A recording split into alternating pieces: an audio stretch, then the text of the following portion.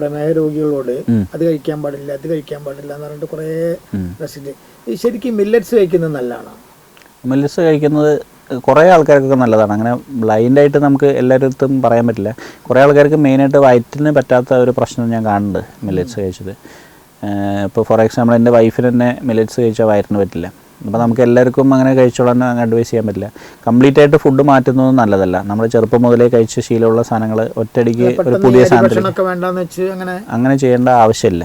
നമുക്ക് അരിഭക്ഷണം കൊണ്ട് ഒരു പ്രശ്നമില്ല. അരിഭക്ഷണം കാരണമല്ല വരുന്നത്, നമ്മൾ കഴിക്കുന്ന അളവിൻ്റെ ആണ് മെയിനായിട്ട് പ്രോബ്ലം.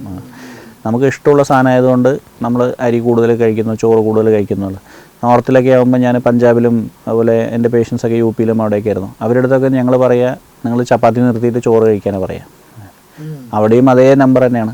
ഇവിടെ കേരളത്തിൻ്റെ അത്ര തന്നെ ഞാൻ നേരത്തെ പറഞ്ഞ പോലെ 5-ൽ ഒരാൾക്കുണ്ടെന്ന് പറഞ്ഞ പോലെ ചണ്ഡീഗഡിലും പഞ്ചാബിലുമാണ് കേരളം കഴിഞ്ഞാൽ ഏറ്റവും കൂടുതൽ പ്രമേഹമുള്ളത്. അവിടെയാണെങ്കിൽ അവർ വളരെ കുറച്ച് അരി കഴിക്കുള്ളൂ, അധികം ഗോതമ്പിൻ്റെ ഭക്ഷണമാണ്. അപ്പോൾ എന്ത് ഭക്ഷണം കഴിക്കുന്നു എന്നുള്ളത് അല്ല മെയിനായിട്ടുള്ള ഫാക്ടർ. അളവ് ഒരു മെയിൻ പ്രശ്നമാണ്, എത്ര കൂടുതൽ കഴിക്കുന്നുള്ളത്. പിന്നെ ഒരു ബാലൻസ്ഡ് ഡയറ്റിൻ്റെ അഭാവം. മിക്ക ആൾക്കാരും ബാലൻസ്ഡ് ഡയറ്റ് അല്ല കഴിക്കണത്. അപ്പോൾ അവരിപ്പോൾ ചോറും ഉരുളക്കിഴങ്ങ് കറി അല്ലെങ്കിൽ ചപ്പാത്തി ഉരുളക്കിഴങ്ങ് കറിയും അത് ഒരു ബാഡ് കോമ്പിനേഷനാണ്. രണ്ടിലും കാർബോഹൈഡ്രേറ്റ് ആണ്, അതിലൊന്നും പ്രോട്ടീൻ ഇല്ല, വെജിറ്റബിൾസ് ഒന്നുമില്ല. അങ്ങനത്തെ കാർബോഹൈഡ്രേറ്റ്സിൻ്റെ അളവ് കുറയ്ക്കുന്നത് നല്ലതാണല്ലേ? കാർബോഹൈഡ്രേറ്റ്സും എല്ലാം നമ്മൾ ഈ പറഞ്ഞ പ്രൊപ്പോർഷൻ അത് വെൽ നോൺ ആക്സെപ്റ്റഡ് ആയിട്ടുള്ള ഒരു സംഭവമാണ്, ബാലൻസ്ഡ് ഡയറ്റിൻ്റെ ഒരു പ്രൊപ്പോർഷൻസ്. അപ്പോൾ പ്രോട്ടീൻ നമുക്ക് ആവശ്യത്തിന് കിട്ടാത്തതും ഒരു പ്രോബ്ലമാണ്. അപ്പോൾ ഫുഡിൽ കൂടെ കിട്ടാത്തതും. അപ്പോൾ നമ്മൾ പ്രോട്ടീൻ്റെ അളവ് കൂട്ടിയിട്ട് കാർബോഹൈഡ്രേറ്റ് കുറയ്ക്കുക, പിന്നെ കൂടുതൽ ഫൈബർ കണ്ടെയ്നിങ് ഫുഡ്സ്. ആൾക്കാർ പൊതുവേ പറയുന്ന ഒരു പ്രശ്നമാണ്, പ്രമേഹം വന്നു കഴിഞ്ഞാൽ വയറ്റിന് പോകാൻ ബുദ്ധിമുട്ട്. കുറേ കാലത്തെ പ്രമേഹമൊക്കെ ആയിക്കഴിഞ്ഞാൽ പിന്നെ അത് അവരുടെ ഹിസ്റ്ററി എടുത്ത് നോക്കിയാൽ അവർ വളരെ കുറച്ച് ഫൈബർ കണ്ടെയ്നിങ് ഫുഡ്സ് കഴിക്കുന്നുണ്ടാവുള്ളൂ. ഫൈബർ ഒരു നല്ല നാച്ചുറൽ പ്രൊട്ടക്ഷനാണ് നമുക്ക്, ഷുഗറിൽ വല്ലാതെ വേരിയേഷൻ വരാതിരിക്കാനും അതുപോലെ തന്നെ കാർബോഹൈഡ്രേറ്റ് കണ്ടൻറ്റ് കുറയ്ക്കാനും ഒരു ഫുൾനെസ് ഉണ്ടാവാനൊക്കെ. അപ്പോൾ ഫൈബർ കണ്ടെയ്നിങ് ഫുഡ്സ് കുറച്ച് കൂടുതൽ കൂട്ടിയിട്ട് ബാക്കിയുള്ള എമൗണ്ട് കുറയ്ക്കാൻ. ഞാൻ വെജിറ്റബിൾസും ഇതൊക്കെ നല്ലോണം കഴിക്കാൻ പറയുന്നത്. ഇതിന് അത്ര വലിയൊരു റോക്കറ്റ് സയൻസ് ഒന്നും നമ്മൾ ആലോചിക്കേണ്ട ആവശ്യമില്ല. ഏത് ഫുഡ് കഴിക്കാൻ പറ്റും, ഏത് ഫുഡ് കഴിക്കാൻ പറ്റില്ല, എല്ലാവരും എൻ്റെ അടുത്ത് ഫസ്റ്റ് ചോദിക്കണ ക്വസ്റ്റ്യനാണ്. ഒന്നാമത് ഇത് നമ്മൾ കുറച്ച് ദിവസത്തേക്ക് മാത്രമുള്ള കാര്യമല്ല, നമുക്ക് കുറേ ലോങ് ടേമിലേക്ക് വേണ്ടതാണ്, മാസങ്ങളും ചിലപ്പോൾ വർഷങ്ങളും എത്ര കാലം. അപ്പോൾ നമുക്ക് ഭയങ്കരമായിട്ടുള്ള റെസ്ട്രിക്ഷൻസ് ഒരു സാധനം ഫുള്ളായിട്ട് അവോയ്ഡ് ചെയ്യുക എന്നുള്ളതൊന്നും നടക്കില്ല. നമുക്ക് തൽക്കാലത്തേക്ക് ഇപ്പോൾ അടുത്ത പ്രാവശ്യം വരുമ്പോഴേക്ക് HbA1c നോർമലാക്കിയതുകൊണ്ട് മാത്രം കാര്യമില്ലല്ലോ. എപ്പോഴും HbA1c കഴിയുന്നത്ര നോർമലാക്കി നിർത്താനാണ് ശ്രമിക്കുന്നത്. അപ്പോൾ നമ്മൾ ഉള്ളത് വെച്ചിട്ട് ഏത് സാഹചര്യമാണെന്ന് വെച്ചാൽ അതിനനുസരിച്ച് ഡയറ്റ് പറഞ്ഞു കൊടുക്കുക എന്നുള്ളതാണ്. എല്ലാവർക്കും ഒരേ തന്നെ ഡയറ്റ് പ്രിൻ്റ് ചെയ്ത് വെച്ചിട്ട് അതിങ്ങനെ കയ്യിൽ കൊടുക്കുക എന്നുള്ളതല്ല. അവരിപ്പോൾ എന്താ കഴിക്കണമെന്ന് നോക്കിയിട്ട് അതിലെന്തൊക്കെ മാറ്റങ്ങൾ വരുത്താൻ പറ്റും. അതും ഇപ്പോൾ നമ്മൾ 5 ഇഡ്ഡലി കഴിക്കണ ആളാണെങ്കിൽ അതിനെ 1 കുറയ്ക്കുക, എന്നിട്ട് അതിൻ്റെ സ്ഥാനത്ത് ഒരു എഗ്ഗ് കൂട്ടുക. വെജിറ്റേറിയനാണ് വരണമെങ്കിൽ ഇപ്പം നമുക്കിത് പറയാൻ പറ്റില്ലല്ലോ, എല്ലായിടത്തും വേറെ കാര്യം പറയേണ്ടി വരും. ഓരോരുത്തരുടെയും അതിനനുസരിച്ച് പറഞ്ഞു കൊടുക്കേണ്ടി വരും. സാധാരണ ഈ HbA1c നോർമൽ എന്ന് പറയുന്നത് എങ്ങനെയാണ്? 6 ആണ് നോർമൽ എന്ന് പറഞ്ഞാൽ. 6.5 വരയ്ക്ക് നോർമൽ, ശരിക്കും നോർമൽ 5.7 ആണ്. 100% നോർമൽ എന്ന് പറഞ്ഞാൽ 5.7 താഴെയാണ്. പക്ഷേ ഡയബറ്റീസ് ഡയഗ്നോസ് ചെയ്യുന്നത് 6.5ൻ്റെ മുകളിൽ പോയാലാണ്. 6.5. അപ്പോൾ അതിൻ്റെ അതുവരെയാണെങ്കിൽ മരുന്നൊന്നും വേണ്ട. 6.5 താഴെയാണെങ്കിൽ മിക്കവാറും കേസിൽ മരുന്ന് കൊടുക്കില്ല. അതിൻ്റെ മുകളിലേക്കുള്ള മാത്രമേ മരുന്ന്. ഈ സാധാരണ നമ്മളിപ്പോൾ കിഡ്നി പേഷ്യൻസ് ഇപ്പോൾ ഒരുപാട് നമ്മുടെ നാട്ടിൽ ഇഷ്ടംപോലെ ഡയാലിസിസ് ഉണ്ട്, ഇഷ്ടംപോലെ ആളുകൾക്ക് മറ്റേ ഈ കിഡ്നീൻ്റെ അസുഖങ്ങൾ, ചിലർക്ക് 2 ചിലർക്ക് 1, ഭയങ്കര ഒരുപാട് കാലം ഇങ്ങനെ ഡയാലിസിസ് ചെയ്ത് എല്ലാവർക്കും ഇപ്പോൾ ഇത് മാറ്റി വെക്കലൊന്നും അത്ര ഇതല്ലല്ലോ. ഇതും ഈ പ്രമേഹത്തിൻ്റെ മരുന്നായിട്ട് എന്തെങ്കിലും ബന്ധമുണ്ടോ? പ്രമേഹത്തിൻ്റെ മരുന്നുമായിട്ട് യാതൊരു ബന്ധവുമില്ല കിഡ്നി ഡിസീസ്. അത് പൊതുവേ ധാരണ. അത് ഞാൻ ഈ പറയുന്നത് തന്നെ സംഭവം. അവർ ചെയ്യുന്ന എന്താ വെച്ചാൽ കിഡ്നി അടിച്ചു പോവോ എന്ന് അതാണ് ഫസ്റ്റ് ക്വസ്റ്റ്യൻ. ഞാനൊരു പ്രമേഹ രോഗിയാണ്. എല്ലാവരും അതൊരു നെഗറ്റീവ്. അത് ഏത് രീതിയിലാണ് വരുന്നത് എന്നുള്ളത് എനിക്കറിയില്ല. എത്രയോ കാലമായിട്ട് അങ്ങനെ ഒരു പ്രചാരണം പൊതുവേ നടന്നുകൊണ്ടിരിക്കുകയാണ്. അതായത് അത് എന്നോ നമ്മൾ മാറ്റി, അല്ലെങ്കിൽ എന്നോ കിഡ്നിക്ക് മുമ്പ് കിഡ്നിക്ക് സേഫാണെന്ന് മാത്രമേ ഉണ്ടാകുന്നുള്ളൂ. ഇപ്പോൾ കിഡ്നി പ്രൊട്ടക്റ്റ് ചെയ്യണ മരുന്നുകളാണ് ഡയബറ്റീസിലുള്ളത്. പല മരുന്നുകളും കിഡ്നിനെ പ്രൊട്ടക്റ്റ് ചെയ്യണതാണ് ആക്ച്വലി. അപ്പോൾ അങ്ങനെ ഒരു തെറ്റിദ്ധാരണ പക്ഷേ ഇപ്പോഴും ആൾക്കാരുടെ ഇടയിലുണ്ട്. ഇത് ഇങ്ങനൊരു സംഭവം ഉണ്ടെന്നുണ്ടെങ്കിൽ ഒരു ചെറിയ കാര്യം ആലോചിച്ച് നോക്കിയാൽ മതി. ഇതേ മരുന്ന് നിങ്ങൾ ഏത് രാജ്യത്ത് പോയാലും അവരെഴുതി കൊടുക്കുമോ? അപ്പോൾ എല്ലാവരുടെയും ഒരേ ഫൈനാൻഷ്യൽ ഇൻസെൻറ്റീവ് അല്ല. ഇപ്പോൾ ഇവർ പറഞ്ഞ മാതിരി ഇപ്പോൾ ഡോക്ടർമാർക്ക് പൈസ ഉണ്ടാക്കാനാണ് ഇവർ മരുന്ന് എഴുതണമെന്നുണ്ടെങ്കിൽ എല്ലാവരുടെയും ഒരേ ഫൈനാൻഷ്യൽ ഇൻസെൻറ്റീവ് അല്ല. UK പോയാൽ അവിടെ ഫ്രീ ആണ്, NHS സിസ്റ്റമാണ്. സിംഗപ്പൂർ പോയാൽ അവിടെ NHS സിസ്റ്റമാണ്, അവിടെ എല്ലാം ഫ്രീ ആണ് ട്രീറ്റ്മെൻറ്റ്. അമേരിക്കയിൽ പോയി കഴിഞ്ഞാൽ അവിടെ ഇൻഷുറൻസ് ആണ് ഫുള്ള്. നമ്മൾ UAE പല സ്ഥലത്തും ഇൻഷുറൻസ് ഉണ്ട്, ഇൻഷുറൻസ് ഇല്ലാത്ത ആൾക്കാരുണ്ട്.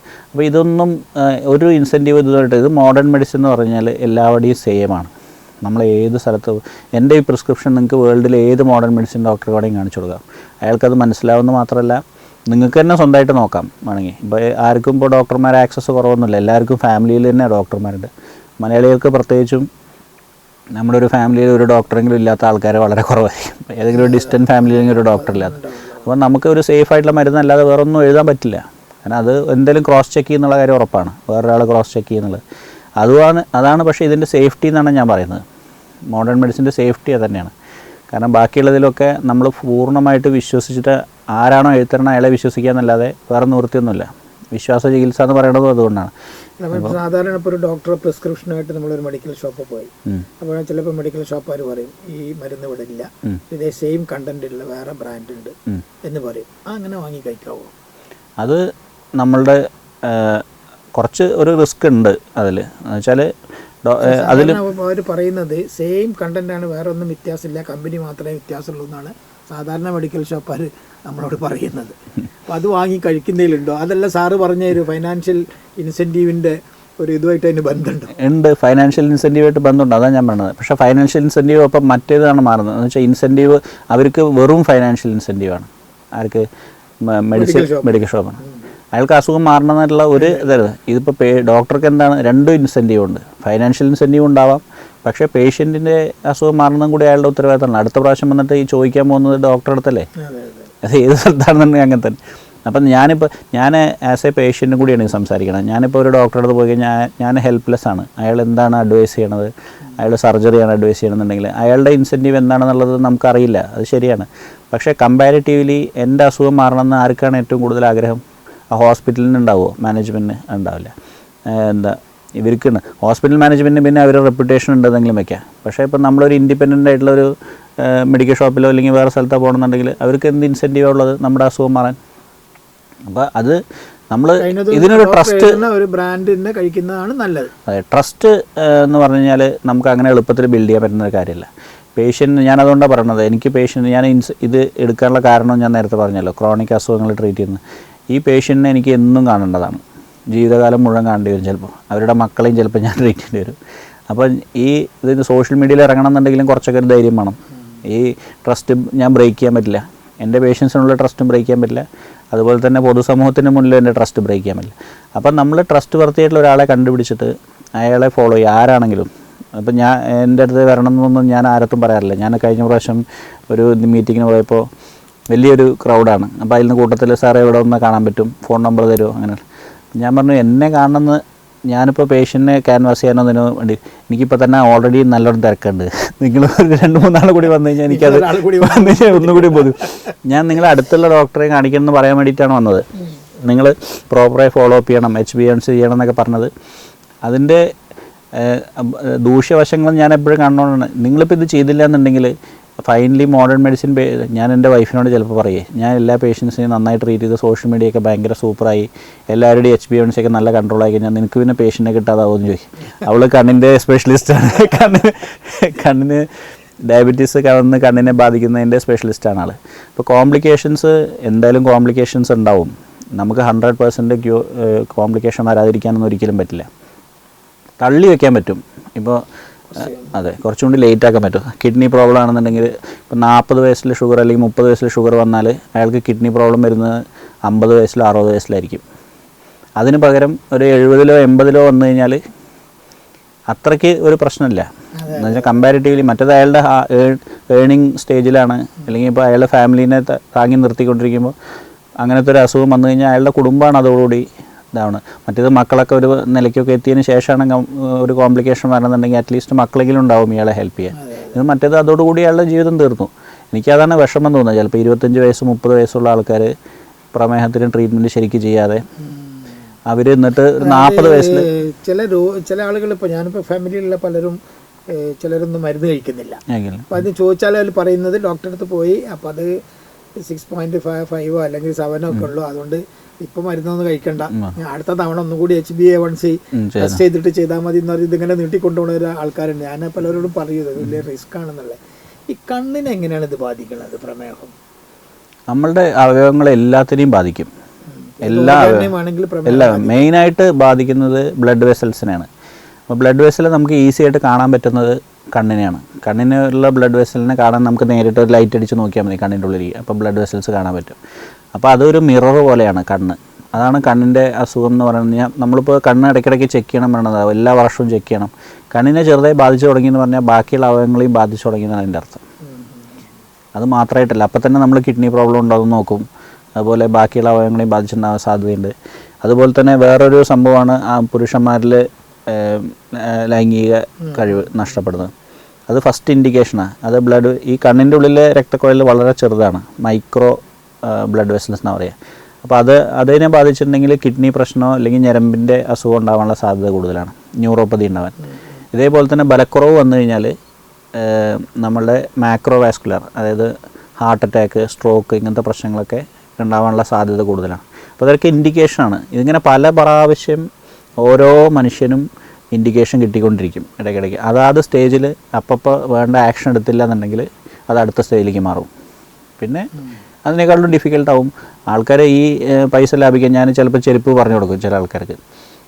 ചെരുപ്പ് കുറച്ചുകൂടി കോസ്റ്റ്ലിയാണ്, കാലിൻ്റെ ഞരമ്പ് ശരിക്കും കാലിന് അറിയില്ല, ടെസ്റ്റ് ചെയ്ത് നോക്കി അതിന് പറ്റിയ മരത്ത് ചെരുപ്പിട്ടാൽ അതിന് പൈസ ലാഭിക്കാൻ വേണ്ടി 5000 രൂപയാവും ചിലപ്പോൾ ചെരുപ്പിന്, 4000 രൂപയാവെന്ന് പറഞ്ഞാൽ അത് വേണ്ട 1000 രൂപയുടെ ചെരുപ്പ് മതി, ലോക്കൽ ചെരുപ്പ് മതി, അവനെ വാങ്ങിയിടും. അവർക്കൊരു കാലിനൊരു പ്രശ്നം വന്നു കഴിഞ്ഞാൽ 50,000 ചിലവാകും. പിന്നെ ഇവർ ആംബുട്ടേഷൻ സ്ഥിതി വന്ന് പിന്നെ അവർ തന്നെ അനുഭവിക്കണ്ടേ ഈ പ്രശ്നം. അതാണ് നമ്മളപ്പോൾ ഏത് കാര്യത്തിനാണ് നമ്മൾ ലാഭിക്കേണ്ടതെന്നും കൂടി ആലോചിക്കണം. ഇൻഷുറൻസ് എടുക്കണ പോലെയാണിത്, മരുന്ന് കഴിക്കുന്നത് ഇൻഷുറൻസ് എടുക്കണ പോലെയാണ്. ഈ പ്രമേഹത്തെ രോഗത്തിന് ചികിത്സിക്കുന്ന ഒരു പ്രമേഹ രോഗിയെ സംബന്ധിച്ചിടത്തോളം ഈ ലൈഫ് ലോങ് ഈ സാധനം ഇങ്ങനെ കഴിച്ചുകൊണ്ടിരിക്കണമല്ലോ. അത് ശരിക്കും ഇപ്പോൾ സാധാരണക്കാരിൽ അതൊരു വലിയ ഫിനാൻഷ്യൽ ബേർഡൻ തന്നെയാണ്. നമ്മളെ നാട്ടിൽ ഇപ്പോൾ മെഡിക്കൽ കോളേജ് പോലത്തുള്ള സ്ഥലങ്ങളിലൊന്നും ഇതിൻ്റെ മരുന്നൊന്നും അത്ര സുലഭമായിട്ട് കിട്ടുന്നത് നല്ലതാണ്. അതൊരു സാധാരണ ആളുകളിൽ, പക്ഷെ നമ്മളവിടെ ഇങ്ങനെ ഒരു കൺസെഷൻ റേറ്റിലൊന്നും ഇത് കിട്ടുന്ന ഒരു സമ്പ്രദായവും ഇല്ല. പൊതുവെ ആളുകളിൽ വലിയ പ്രയാസം ഉണ്ടാക്കുന്നതായിട്ട് ഞാൻ മനസ്സിലാക്കിയിട്ടില്ല. ഇപ്പം ഇത് കൂടാതെ നമുക്കിപ്പോൾ ഈ പ്രമേഹം ഇല്ലാത്തൊരു കാലം ഒരവസ്ഥ നമുക്ക് ഉണ്ടാവില്ല ഒരിക്കലും, അല്ലേ? ഉണ്ടാവാൻ സാധ്യതയില്ല. ഇല്ല. അതെന്തുകൊണ്ടാണ്? പല രോഗങ്ങളും ഇപ്പോൾ പണ്ട് മന്ത് എന്ന് പറഞ്ഞ രോഗം ഉണ്ടായിരുന്നു, ക്ഷയം ഉണ്ടായിരുന്നു, അതൊക്കെ നമ്മൾ കുറേ തുളച്ച് നീക്കിയല്ലോ. എന്തുകൊണ്ടാണ്? അത് അങ്ങനത്തെ അസുഖം അല്ലാത്തതുകൊണ്ടാണ്. അത് നമ്മൾ ഇത് ഒന്നാമത് ജീവിതശൈലിയായിട്ട് ബന്ധപ്പെട്ട് കിടക്കണോണ്ട് ഒരു നിവൃത്തിയില്ല. പിന്നെ പ്രമേഹം എന്ന് പറഞ്ഞാൽ ഒന്ന് ഏജ് ആണ്, ഞാൻ പറഞ്ഞല്ലോ, ഏജ് ഒരു റിസ്ക് ഫാക്ടർ തന്നെയാണ് മെയിനായിട്ട്. അപ്പം നമ്മൾ ഏജ് കൂടുതൽ ഇപ്പം നമ്മൾ നല്ല ഹെൽത്തി ആയിട്ട് ജീവിക്കാൻ തുടങ്ങിക്കഴിഞ്ഞാൽ ആ ആൾക്കാർക്ക് ഇപ്പം ഇന്ന് 30 വയസ്സിൽ വരേണ്ട ആൾക്കാർക്ക് ചിലപ്പോൾ 45 വയസ്സിൽ വരുമായിരിക്കും, അല്ലെങ്കിൽ 50 വയസ്സിൽ വരുമായിരിക്കും. വരാതിരിക്കില്ല, കാരണം അവരുടെ ജെനറ്റിക്സ് ഉണ്ട്. നമുക്ക് തള്ളി വെക്കാൻ മാത്രമേ പറ്റുള്ളൂ. ഇത് എല്ലാ സാധനങ്ങളെയും തള്ളി വയ്ക്കാൻ മാത്രമേ പറ്റുള്ളൂ. അന്നത്തെ കാലത്ത് 60-65 വയസ്സിൽ വന്നിരുന്ന പ്രമേഹം ഇപ്പം 30-35 വയസ്സിൽ വരുന്നു എന്ന് മാത്രമേ ഉള്ളൂ. അപ്പം നമ്മളിപ്പോൾ നന്നായിട്ട് ലൈഫ് സ്റ്റൈലൊക്കെ നന്നായി മെയിൻറ്റെയിൻ ചെയ്താലും നമുക്ക് മാക്സിമം ചെയ്യാൻ പറ്റുക ഇത് അങ്ങോട്ട് തള്ളി വയ്ക്കുക എന്നുള്ളതാണ്, 55-60 വയസ്സ്. പക്ഷേ ഇപ്പോഴത്തെ ഒരു സാഹചര്യം വെച്ച് നോക്കുമ്പോൾ എനിക്ക് തോന്നുന്നില്ല, എനിക്ക് വലിയ ഒരു പ്രതീക്ഷയൊന്നും കണ്ടിട്ട് തോന്നുന്നില്ല. കാരണം ഇത് നമ്പേഴ്സ് ഇപ്പോൾ തൽക്കാലം നമ്മൾ കൂടുന്ന സ്റ്റേജിൽ തന്നെയാണ് നമ്മളുടെ. കാരണം പിന്നെ ജനങ്ങളുടെ അവബോധം വളരെ കുറവാണ്. പിന്നെ ഒരുപാട് തെറ്റിദ്ധാരണ സംഭവങ്ങൾ നടന്നുകൊണ്ടിരിക്കുന്നുണ്ട്. ഒരേ സമയത്ത് പറയില്ലേ, ഒരു എന്താണ് സത്യം ഒരു പ്രാവശ്യം ലോകം കറങ്ങി വരുമ്പോഴേക്കും ഒരു അസത്യം 50 പ്രാവശ്യം കറങ്ങി വന്നിട്ടുണ്ടാകുമെന്ന് പറയുന്ന പോലെ അതുപോലെയാണ്. കാരണം ആൾക്കാർക്ക് ക്വിക്ക് ഫിക്സ് ആണ് വേണ്ടത്. ഇതിലൊരു ക്വിക്ക് ഫിക്സ് ഇല്ല, പ്രത്യേകിച്ച് സയൻസിന് ഒന്നും ഓഫർ ചെയ്യാനില്ല. ക്വിക്ക് ഫിക്സ് ഇതിൽ വളരെ ഡിഫിക്കൽട്ടായിട്ടുള്ള ഫിക്സുകൾ മാത്രമേ ഉള്ളൂ. മരുന്ന് സ്ഥിരമായിട്ട് കഴിക്കേണ്ടി വരും, അല്ലെങ്കിൽ എക്സസൈസും ഡയറ്റും ഒക്കെ നന്നായിട്ട് ചെയ്യേണ്ടി വരും. ഇങ്ങനത്തെ അല്ലാതെ ആൾക്കാർക്ക് വേണ്ടത് എന്താ, പ്രമേഹം 3 മാസം കൊണ്ട് മാറി. അതൊരു TB ഇപ്പോൾ പറഞ്ഞ പോലെ തന്നെ അതൊരു ഇൻഫെക്ഷസ് ഡിസീസാണ്. ഇൻഫെക്ഷൻ ഡിസീസ് മാറണ പോലെ നോൺ കമ്മ്യൂണിക്കബിൾ ഡിസീസ്, അത് രണ്ടും വേറെ തന്നെ കൺസെപ്റ്റാണ്. അത് അവർക്ക് മനസ്സിലാവാൻ ആൾക്കാർ അങ്ങനെയാണ് എടുക്കുന്നത് അതിനെ. അപ്പോൾ അതുകൊണ്ടാണ്. പക്ഷേ ആൾക്കാർക്ക് അതാണ് വേണ്ടത് താനും, എനിക്കിതോടുകൂടി മാറണം. അപ്പോൾ അത് അങ്ങനത്തെ വാഗ്ദാനങ്ങൾ കാണുമ്പോൾ ഞാനിപ്പോൾ ഒരു 10,000 മീഡിയയിൽ ധാരാളം അങ്ങനത്തെ ഇത് വരാറുണ്ട്. മാറ്റി കൊടുക്കുന്ന പറയാൻ പാടില്ല ശരിക്കും. നമ്മൾ ഒരു എന്താണ് നമ്മുടെ ഡ്രഗ്സ് ആൻഡ് കോസ്മെറ്റിക് റൂൾസൊക്കെ പ്രകാരം ഈ ഇന്ന അസുഖങ്ങൾക്ക് ശരിക്കും പൂർണ്ണമായിട്ട് ക്യൂർ ചെയ്യും എന്നുള്ള വാഗ്ദാനങ്ങൾ കൊടുക്കരുതെന്നാണ്. അത് പത്രത്തിലും ഇതൊക്കെ അഡ്വർടൈസ്മെൻ്റായിട്ട് കൊടുക്കില്ലെങ്കിലും സോഷ്യൽ മീഡിയയിൽ കൂടെ ഇഷ്ടം പോലെ ഇപ്പോൾ നടക്കുന്നുണ്ട്. അത് മോണിറ്റർ ചെയ്യാനുള്ള സംവിധാനം നമുക്കില്ല. അപ്പോൾ അത് ഇഷ്ടം പോലെ എനിക്കൊരാളോട് അങ്ങനെ പറയാൻ പേടിയാണ്. ആക്ച്വലി ഞാൻ മാറാൻ സാധ്യതയുള്ള ആളാണെങ്കിൽ കൂടി എന്ന് പറഞ്ഞാൽ ഈ പറഞ്ഞ പോലെ റെമിഷനിലേക്ക് പോകുമെന്ന് പറഞ്ഞല്ലോ, അസുഖം ചിലപ്പോൾ ഇല്ലാതാണ്, എന്നാൽ കൂടി ഞാൻ അവരുടെ അടുത്ത് അങ്ങനെ പറയാറില്ല, അങ്ങനെ വാഗ്ദാനം കൊടുക്കാറില്ല. കാരണം അങ്ങനെ ഒരു ഗ്യാരണ്ടി നമുക്ക് കൊടുക്കാനൊന്നും പറ്റില്ല. മനുഷ്യൻ്റെ കാര്യത്തിൽ നമുക്കൊരു ഗ്യാരണ്ടിയും കൊടുക്കാൻ പറ്റില്ല. പക്ഷേ ഗ്യാരണ്ടി കൊടുക്കുന്ന ആൾക്കാരുണ്ട്. അപ്പോൾ ആൾക്കാർക്ക് അവരെയാണ് വിശ്വാസം. ഗ്യാരണ്ടി കൊടുക്കുന്ന ആൾക്കാരുടെ അടുത്തേ പോകുള്ളൂ. പിന്നെ അത് ഒരു സത്യം അവർ മനസ്സിലാക്കുമ്പോൾ ഒരു ദിവസം പിന്നെ എന്തായാലും കോംപ്ലിക്കേഷൻ ആയിക്കഴിഞ്ഞാൽ ഫൈനലി മോഡേൺ മെഡിസിനിൽ തന്നെ വരേണ്ടി വരും. അപ്പോൾ ഏത് അസുഖം സീരിയസ് ആകുമ്പോൾ ആൾക്കാർ ആദ്യം ആലോചിക്കാറ്. പക്ഷെ അത് കാരണം എന്തെങ്കിലും ഒരു ബാഡ് സംഭവം നടക്കാനുള്ള സാധ്യതയും കൂടുതൽ ഹോസ്പിറ്റൽസിലാണ്, മോഡേൺ മെഡിസിൻ. ഈ ചികിത്സാ ചിലവ് കൂടുന്നതിൻ്റെ കാരണം അതാണ് ഒരു തരത്തിൽ പറയുകയാണെങ്കിൽ. കാരണം ഡോക്ടർമാരുടെ കയ്യിൽ നിന്ന് ഇത് പോയി. ഡോക്ടർമാരല്ല ഇപ്പോൾ കൺട്രോൾ ചെയ്യണത് ഒന്നും. പണ്ട് ഡോക്ടർമാരായിരുന്നു കൺട്രോൾ ചെയ്തിട്ടുണ്ടായിരുന്നത്. മോഡേൺ മെഡിസിൻ വന്ന കാലത്തൊക്കെ ഒരു ഡോക്ടർ അയാളുടെ പഠിത്തം കഴിഞ്ഞ് വന്ന് നാട്ടിലൊരു ചെറിയ ഹോസ്പിറ്റൽ സെറ്റ് ചെയ്യും. എന്നിട്ട് അവിടെ കുറച്ച് പേഷ്യൻസിനെ കണ്ട് പതുക്കെ ഒരു നഴ്സിനെ റിക്രൂട്ട് ചെയ്ത് പിന്നെ ചെറുതായി സെറ്റപ്പ് ചെയ്ത് ഒരു നഴ്സിംഗ് ഹോം പോലെ ആക്കി അവിടുത്തെ കമ്മ്യൂണിറ്റീനെ മാത്രം ട്രീറ്റ് ചെയ്ത് അങ്ങനെ പോയിക്കൊണ്ടിരുന്ന സമയത്ത് ചിലവും കുറവാണ്. 1-2 പേഷ്യൻസ് പാവപ്പെട്ടവർ വന്നാൽ അവർക്ക് ഫ്രീ കൊടുത്തോ ട്രീറ്റ്മെൻറ്റ്. അങ്ങനെയൊക്കെ ചെയ്യാനുള്ള എൻ്റെ വലിയച്ഛനും ഡോക്ടറായിരുന്നു. മൂപ്പര് അങ്ങനെ കെട്ടിയപ്പോഴത്തെ ഒരു ഹോസ്പിറ്റലുണ്ട്, ഇപ്പോഴും ഉണ്ട്, അത് നടന്നുകൊണ്ടിരിക്കുന്ന ഒറ്റ പലത്. മൂപ്പര് മരിച്ചുപോയി. മൂപ്പരുടെ പ്രായം കഴിയുന്നവരെയും ഇങ്ങനെ കഴിയുന്നത്ര പേഷ്യൻസിനെ നോക്കി ഇതൊക്കെ ചെയ്തു. പക്ഷേ ഇപ്പോൾ അങ്ങനെ ഒരു കാര്യം ചെയ്യാൻ എനിക്കൊക്കെ പേടിയാണ്. ഒന്നാമത് നമ്മളുടെ ലൈഫ് മുഴുവൻ അതിൽ ഇൻവെസ്റ്റ് ചെയ്യണം. നമുക്ക് കുട്ടികളെ നോക്കാൻ സമയമില്ല, ഫാമിലി ലൈഫ് ഉണ്ടാവില്ല ഒന്നും. എന്നിട്ട് ഇതൊക്കെ ചെയ്തിട്ടും ഫൈനലി എന്താ സംഭവിക്കുക? എന്തെങ്കിലും ഒരു കോംപ്ലിക്കേഷനോ പ്രശ്നങ്ങളോ വരുമ്പോൾ ഡോക്ടർമാരുടെ മുകളിൽ മാത്രമായിരുന്നു. അപ്പോൾ ഇപ്പോൾ അത് കോർപ്പറേറ്റ് ആവുന്നതിൻ്റെ ഗുണം എന്താ വെച്ചാൽ ഡോക്ടർമാർക്ക് ഒരു സേഫ്റ്റി നെറ്റാണെന്ന് എനിക്കത്. അതുകൊണ്ടാണ് ഡോക്ടേഴ്സ് അത് പ്രിഫർ ചെയ്യണത്. കാരണം നമ്മൾ നമ്മുടെ ജോലി ചെയ്തു, അത് കഴിഞ്ഞാൽ നമുക്ക് ആ ഒരു സേഫ്റ്റി ഉണ്ട്. അപ്പോൾ പക്ഷേ ആ സേഫ്റ്റിക്ക് നമ്മൾ കൊടുക്കുന്ന പ്രൈസ് എന്താ? കോസ്റ്റാണ്. അപ്പോൾ കോസ്റ്റ് കൂടും, നമ്മുടെ കയ്യിൽ കൺട്രോൾ ഉണ്ടാവില്ല. പലതരത്തിലുള്ള ഇൻസെൻറ്റീവുള്ള പല ആൾക്കാരും ഉണ്ടാവും. അതിൽ മാനേജേഴ്സ് ഉണ്ടാവും, അതുപോലെ തന്നെ ഒരുപാട് വലിയ സ്റ്റാഫ്, അതുപോലെ തന്നെ ഇപ്പോൾ മാർക്കറ്റിംഗ് ടീം ഉണ്ടാവും, എല്ലാവരും. അപ്പോൾ എല്ലാവർക്കും അതൊരു ബിസിനസ് മോഡലായി മാറുകയാണ്. ഇതിപ്പോൾ ഒരു തെറ്റാണെന്നുള്ളതല്ല പറയുന്നത്. കോർപ്പറേറ്റൈസേഷൻ വന്നു കഴിഞ്ഞാൽ അതെല്ലാ ഫീൽഡിലും, ഞാൻ IIM നേരത്തെ പറഞ്ഞല്ലോ, IIM പോയപ്പോൾ ഇതിനെന്തെങ്കിലും ഒരു കഴിഞ്ഞ പുതിയ സീനിയർ ഡോക്ടേഴ്സൊക്കെ ചോദിക്കേണ്ടായിരുന്നു, ഇതിനെന്തെങ്കിലും നമുക്ക് തടയിടാൻ പറ്റുമോ? ഇത് ഒരിക്കലും തടയിടാൻ പറ്റാത്തൊരു കാര്യമാണ്. കോർപ്പറേറ്റൈസേഷൻ വരും, അത് നമ്മളതിന് വേണ്ടി പ്രിപ്പയർ ചെയ്യുക എന്നുള്ളത് മാത്രമേ നമുക്ക് ഇപ്പോൾ ചെയ്യാൻ പറ്റുള്ളൂ. ഞാനും ഇപ്പോൾ ഒരു കൺസ്യൂമറാണ്. ആസ് എ പേഷ്യൻറ്റ് ഞാനൊരു ഹോസ്പിറ്റലിൽ എൻ്റെ ഒരു സർജറി കഴിഞ്ഞു കുറച്ച് കാലം മുമ്പ്. അപ്പോൾ ആ സമയത്ത് ഞാൻ ഡോക്ടറിൽ നിന്ന് പെട്ടെന്നൊരു ദിവസം രോഗിയായി മാറുകയാണ്. എന്നാൽ ഞാനും അതുപോലെ തന്നെ കൺസ്യൂമറായി മാറും. എല്ലാം അനുഭവിക്കണം. നമ്മളതിനനുസരിച്ച് പ്രിപ്പയർ ചെയ്യണം. നമ്മളിപ്പോൾ ഇൻഷുറൻസ് എടുക്കണമെങ്കിൽ ഇൻഷുറൻസ് എടുക്കണം. അല്ലാതെ ഇൻഷുറൻസ് എടുക്കാതിരുന്നുകൊണ്ട് ഇൻഷുറൻസ് എടുത്തോ ചില ആൾക്കാർ എൻ്റെ അടുത്ത് പറയും, ഇൻഷുറൻസ് എടുത്തിട്ടുണ്ടെങ്കിൽ പോലും ഇൻഷുറൻസ് ഉണ്ടെന്ന് പറയരുത് കേട്ടോ ഹോസ്പിറ്റലിൽ പോയി കഴിഞ്ഞാൽ. ഈ സോഷ്യൽ മീഡിയ പറയുന്ന അത് പറഞ്ഞു കഴിഞ്ഞാൽ ഡോക്ടർ കൂടുതലും ടെസ്റ്റ് ചെയ്തും കൂടുതൽ മരുന്ന് ചെയ്തും. പക്ഷേ പേഷ്യൻറ്റിന് നമുക്ക് അങ്ങനെ റിസ്ക് ഇല്ലാതെ എന്ന് പറഞ്ഞാൽ എനിക്ക് ആ ഫൈനാൻസിനെ പറ്റി ആലോചിക്കാതെ ടെസ്റ്റ് ചെയ്യാൻ പറ്റുന്നത് ശരിക്കും പറഞ്ഞാൽ ഒരു സേഫ്റ്റിയാണ് എൻ്റെ. ഇല്ലെങ്കിൽ ഞാൻ ഓരോ സമയം ചിന്തിക്കുന്നത് ഇയാൾക്കിത് അഫോർഡ് ചെയ്യാൻ പറ്റുമോ, ഇല്ലെങ്കിൽ ഞാൻ ഇങ്ങനെ വേ ചെയ്ത് നോക്കുകയും ചെയ്യുക, ഈ ടെസ്റ്റ് ചെയ്യണതിന് പകരം ഈ ടെസ്റ്റ് ചെയ്താൽ മതിയോ, കുറച്ചും കൂടി, ഇല്ലെങ്കിൽ ഇത് കുറച്ചും കൂടി ഞാൻ തള്ളി വയ്ക്കാൻ പറ്റുമോ, ഇയാൾക്ക് ഇത് അഫോർഡ് ചെയ്യാൻ പറ്റുമോ എന്നുള്ളതാണ് എൻ്റെ മനസ്സിൽ. ഏത് എത്തിക്കലായിട്ടുള്ള ഡോക്ടറുടെ മനസ്സിൽ ഈ ഒരു ചിന്ത ഉണ്ടാവുമെന്നാണ് എനിക്ക് തോന്നുന്നത്. അങ്ങനെ എൻ്റെ അടുത്ത് ലിമിറ്റഡ് റിസോഴ്സസേ ഉള്ളൂ. പേഷ്യൻ്റെ പോക്കറ്റ് കയറാനും പാടില്ല. അത് കഴിഞ്ഞ് മരുന്ന് എഴുതി കൊടുക്കണമല്ലോ. ഞാൻ കുറേ ടെസ്റ്റ് ചെയ്തിട്ട് എന്നെ ഡയഗ്നോസ് ചെയ്തിട്ട് മരുന്ന് വാങ്ങാൻ അയാളത് പൈസ ഇല്ലെങ്കിൽ പിന്നെ എന്താ കാര്യം കഴിക്കുകയാണല്ലോ. ഞാനൊരു പ്രാവശ്യം മറ്റേ ഈ പ്രമേഹ രോഗികളിൽ ഈ അറ്റാക്ക് ഉണ്ടാകുമ്പോൾ സാധാരണ നമ്മൾ പറയും ഇവിടുന്ന് ഇങ്ങനെ പെയിൻ വന്നു കയ്യിൽ കണ്ടിറങ്ങി, അങ്ങനെ ആൾക്കുള്ള പണ്ടത്തെ സങ്കല്പം അറ്റാക്കിനെ കുറിച്ചുള്ള. പൊതുവെ പെയിനൊന്നും അറിയില്ല എന്ന് പറയുന്നത് എന്തുകൊണ്ടാണ്? ഈ ന്യൂറോപ്പതി കാരണമാണ്. ഹാർട്ടിനും ന്യൂറോപ്പതി വരും, നമ്മുടെ ആന്തരികങ്ങൾക്കും എല്ലാത്തിനും ന്യൂറോപ്പതി വരും. അതുകൊണ്ടാണ് പെയിൻ അറിയാതെ പോകുന്നത്. സൈലന്റ് അറ്റാക്ക് സൈലന്റ് അറ്റാക്ക് അങ്ങനെ പറയുന്നതൊക്കെ. സാറിന് ഏറ്റവും ഒരു ഹോബിയായിട്ട് ഞാൻ അറിഞ്ഞത് വായനയാണ്. സാധാരണ എന്ത് ടൈപ്പ് ഓഫ് ബുക്സാണ് സാർ വായിക്കുക? ഞാൻ അധികം നോൺ ഫിക്ഷനാണ് വായിക്കുക. ഞാൻ ആലോചിക്കായിരുന്നു, ഞാനിപ്പോൾ MBBS ഡോക്ടറെ എടുത്തിട്ടുണ്ടായിരുന്നില്ലെങ്കിൽ എനിക്ക് ഏറ്റവും ഇഷ്ടപ്പെടുന്ന ഹിസ്റ്ററി ആയിരിക്കും എന്ന് വിചാരിക്കണം. ഹിസ്റ്ററി റിലേറ്റഡ് ആയിട്ടുള്ള ബുക്സ് വായിക്കും, നോൺ ഫിക്ഷൻ. പിന്നെ കുറേ ഹ്യൂമൺ എവല്യൂഷൻ, പിന്നെ സൈക്കോളജി, പിന്നെ കുറേ സെൽഫ് ഇമ്പ്രൂവ്മെൻറ്റ് ബുക്സ്, അങ്ങനത്തെ കാര്യങ്ങളൊക്കെയാണ് കൂടുതൽ വായിക്കുന്നത്. ഏറ്റവും ഇഷ്ടപ്പെട്ട ഈ അടുത്ത കാലത്ത് വായിച്ചൊരു നല്ലൊരു പുസ്തകത്തെ കുറിച്ച് അടുത്ത കാലത്ത് വായിച്ചതിൽ എനിക്ക് നെക്സസ് എന്നുള്ള ബുക്കാണ് ഇപ്പോൾ റീസെൻ്റായിട്ട് വായിച്ചതിൽ ഇഷ്ടപ്പെട്ടത്. അത് യുവൽ നോവ ഹരാരിയുടെ ബുക്ക്.